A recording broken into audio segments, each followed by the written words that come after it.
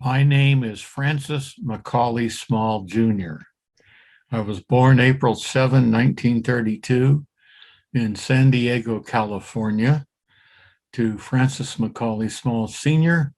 and Eileen Maud Brown Small. I'm 89 years of age, and my cancer doctors advise that I'm going to die before the end of this year from RCC, renal cell carcinoma. I'm at a stage in life where I sometimes ask myself, what is the meaning of life and what benefits am I getting at this time in my life? And it seems to me that uh, I'm unique in that not only do I know that I'm going to die, if my doctors can be trusted, and I don't trust them, they say that I will die before the end of this year. I'm actually fully active physically. I drive cars, I go shopping, I do whatever my wife asks me to do. Sometimes I'm grumpy about it, but just my energy is draining out of me, and I get fatigued, and sometimes I have to sleep a lot. But I've had a pretty good life, everything considered. Uh, Certainly, being married to Mary Ellen Walsh Hessel Small has been the great delight of my life. Uh, as the family well knows, over the last many years, I have not done as well as a man would like in terms of my relationships with women. Certainly, I've been lucky enough to mess it up with a large number of them, which has cost me a considerable amount of energy and money. But as my mother said when she met Mel, the first the worst, the second the same, the third the best of all the game. And so Mel brought me the little bonus in life, uh, 4 new children, Douglas, Jeffrey, Stephen, and Lucy. And in Lucy, the first daughter I've ever had. Uh, Unfortunately, I didn't come on the scene in time to be as helpful to her as perhaps I could have been, but spending time with Mel's children and their children as they came along and their companions has been a very, very fulfilling thing. It has added immensely to the joy of my life.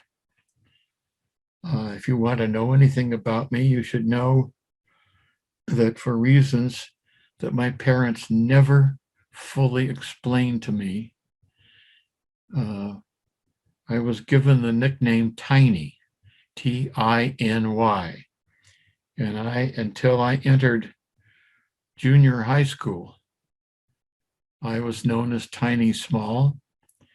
It did help me learn how to box because people would pick on me because of that name. I'm told our family is from Maine and Massachusetts, the Small family. And I'm told that one of my most prominent relatives held a dominant political position in Boston, Massachusetts. And he was known as Tiny Small. I've never looked him up, but I have shamelessly used his name whenever it was helpful. And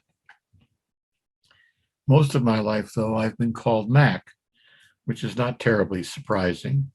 People called my father Mac, not Francis.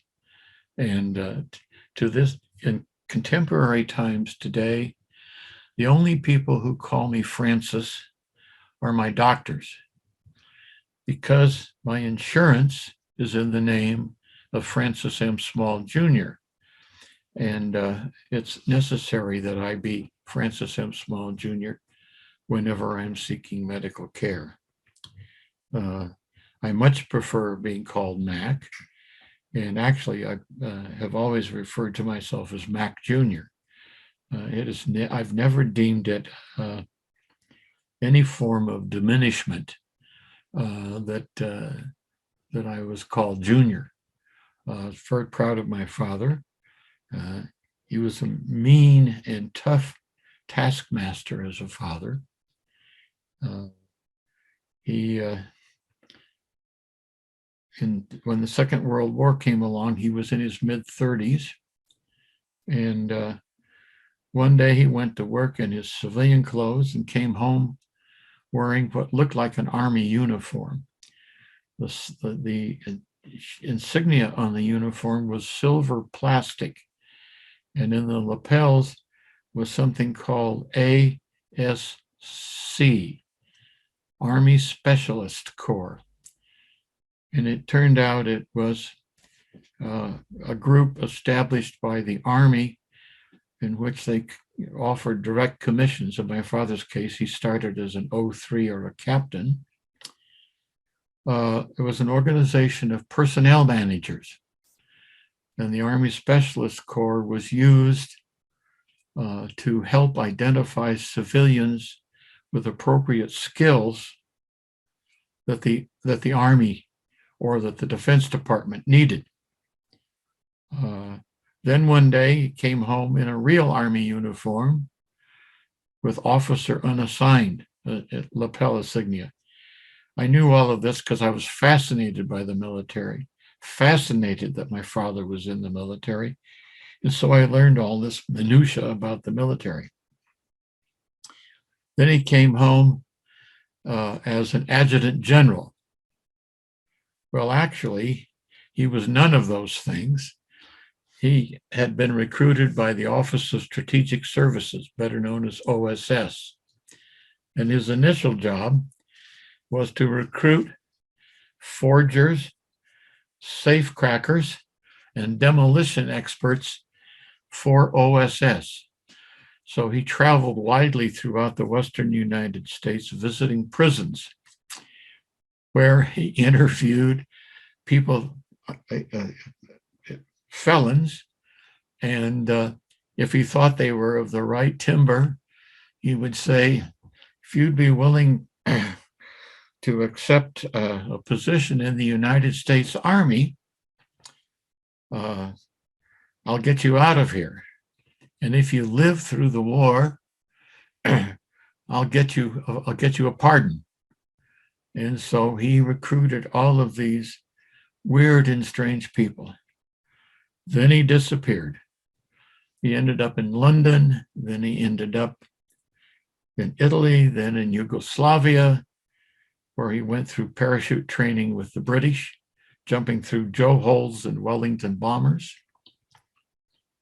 From there, he went to New Delhi, India. Then he went to Ceylon. And then he was kind of fuzzy on where he was and what he was doing. But he'd been promoted to major. And as the war came to an end, he was either sent or was already there in Thailand. And I have a picture of him accepting the surrender of the Japanese forces in Thailand. He was the highest ranking American officer that was available. I think he'd gone to Thailand to buy jewelry for my mother. But I have a picture of him receiving the senior Japanese officer surrendering his troops and his samurai sword. And the great adventure that my brother and I will never forget is the day he came home from the Second World War. And he arrived on a train that came into Pasadena, California. We lived in Altadena, California, which was about 15 miles away up in the foothills. And as the train came into the station, my mother and sister were standing in front of me, and my brother Richard, whom I call Butch. Butch and I were in the second row watching, and my father was leaning out of the train. He had on an Eisenhower jacket, and his uniform, and his jump boots. And as the train slowed, he reached out with one arm and swept up my mother and my sister and held them against his body as the train slowed down. And Butch and I, our jaws just dropped.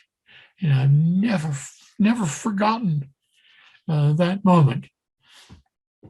And so I decided it was clear that I should be an Army officer. And I wanted to go to West Point. And so I asked my father for help. And my father, who by now had come home with an expanded vocabulary, said, "Tiny, there's no fucking way I'm going to help you get into the military. You're so goddamn stupid. You'd run up the hill first and get killed.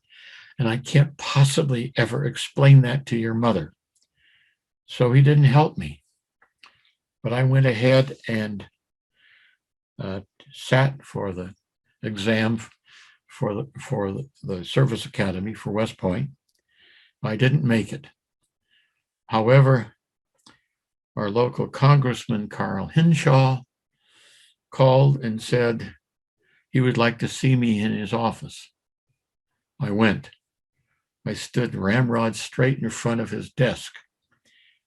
And he said, "I'm sorry about the West Point matter, but I can offer you a second alternate appointment to the United States Naval Academy at Annapolis." And I stood even straighter and said, "Sir, I want to be an Army combat officer. Thank you very much." So years later, I end up as a commissioned officer in the Air Force, traveling a lot for the Air Force. And what did I learn? I learned that the United States Navy had the best officers' clubs in the best geographic locations, with the best food and the best booze. And that if I had only been patient, I'm sure they would have called my number and I could have gone to Annapolis. But that's my story and I'm sticking to it.